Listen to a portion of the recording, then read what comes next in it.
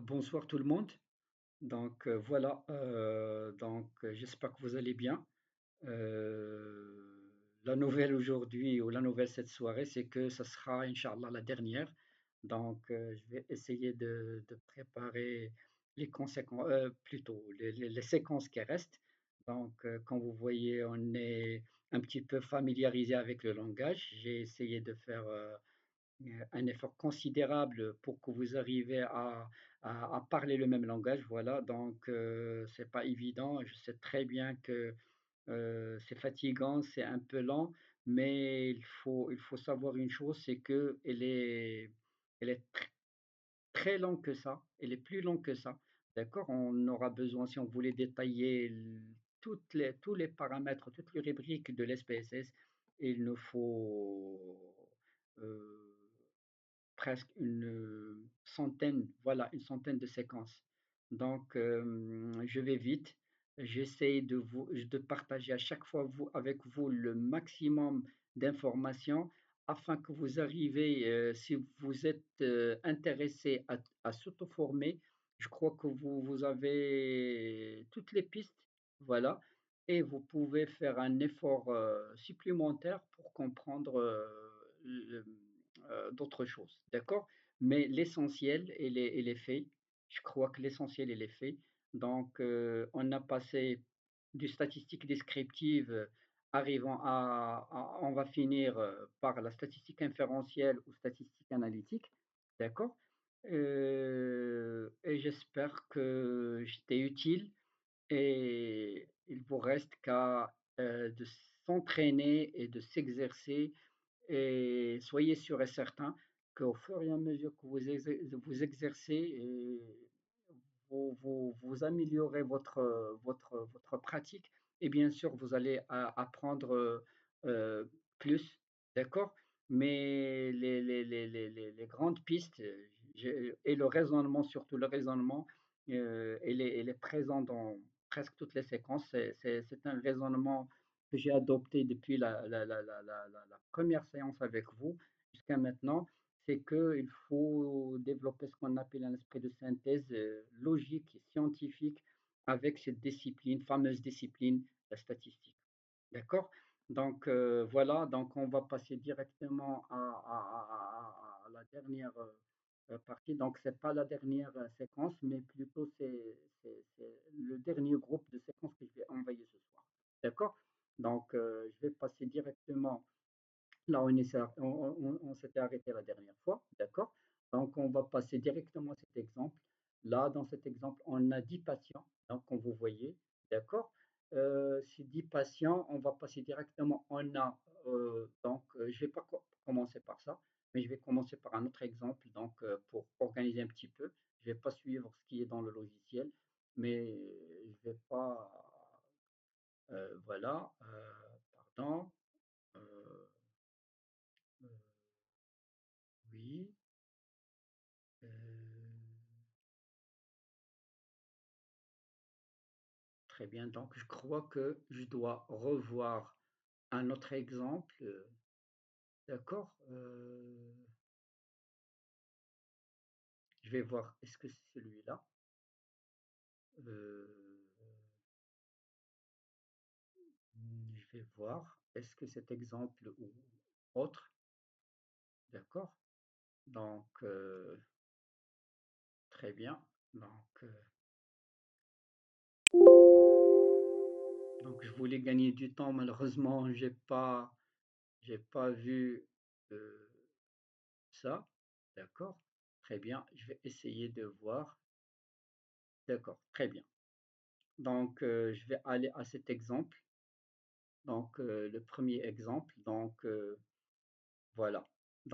On va voir ici, tout d'abord, avant de commencer l'exemple, on est arrivé là. D'accord? Donc, on est arrivé à la partie comparer les moyennes. D'accord? Très bien. Cette comparaison des moyennes, vous voyez ici, vous avez tous ces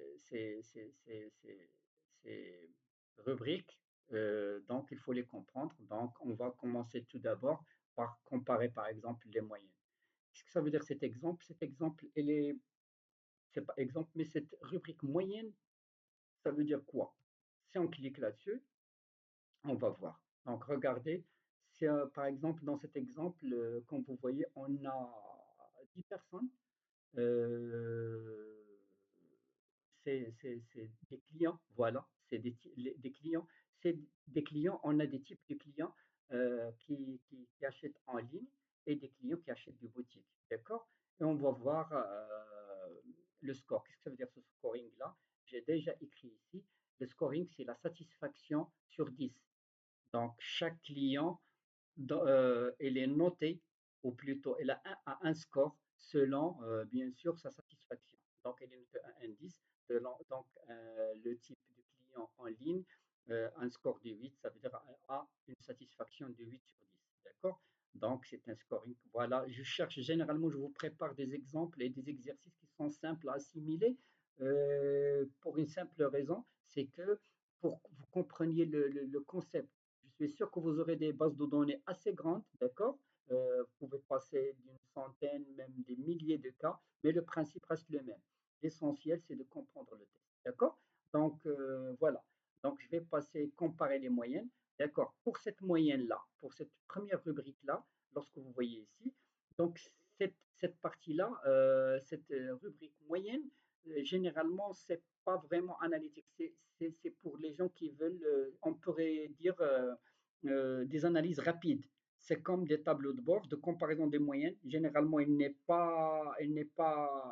cette rubrique n'est pas faite pour faire les tests statistiques, mais c'est des comparaisons de moyennes d'une manière descriptive. Voilà.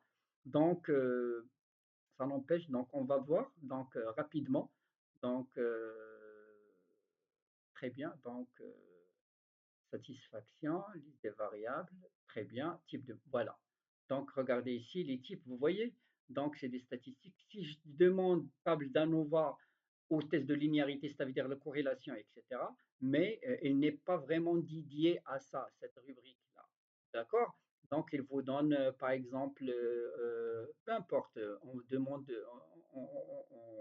on clique ce qu'on veut. Vous vous rappelez de ça, c'est des statistiques descriptives.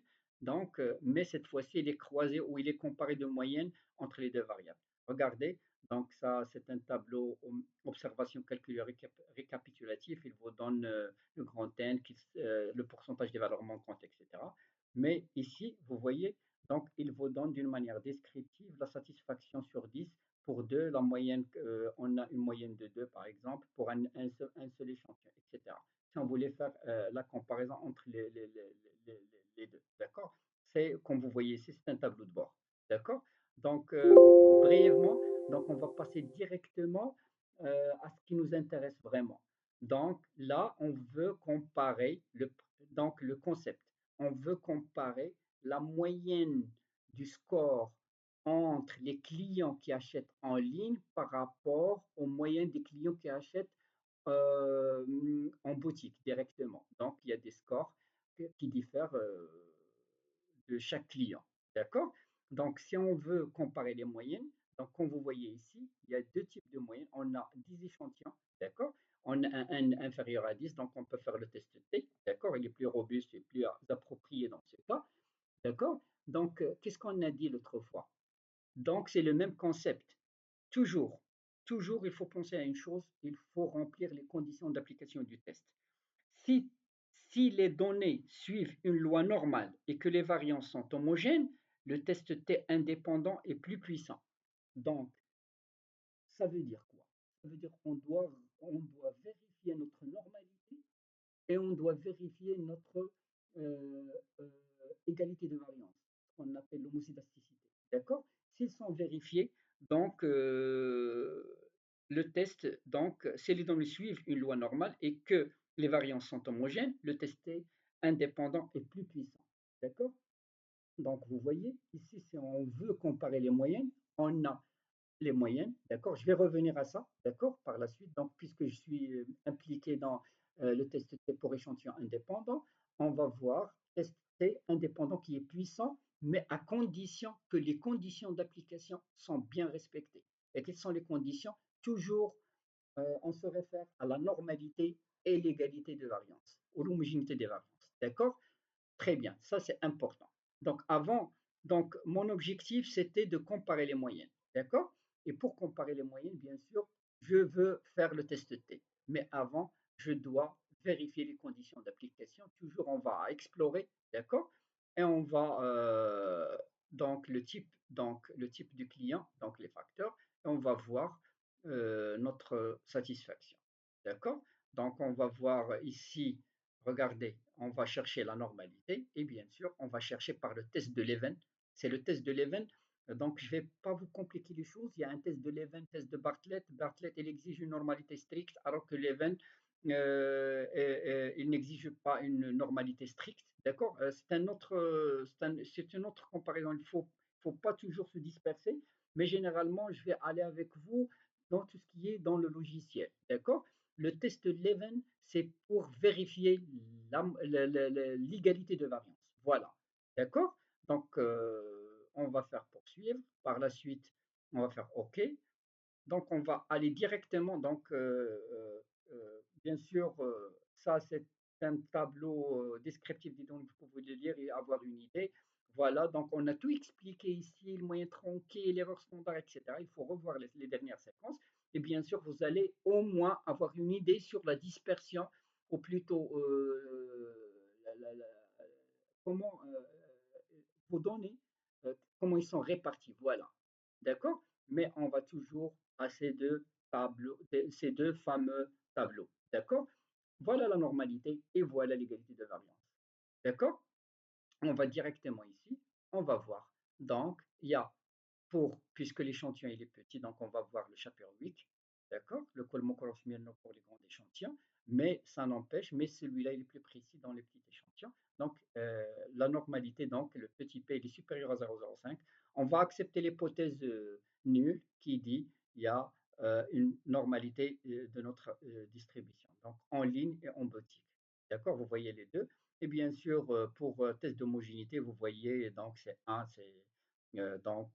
c'est l'homogénéité bien respectée. Donc, on peut dire que les variances sont constantes. D'accord?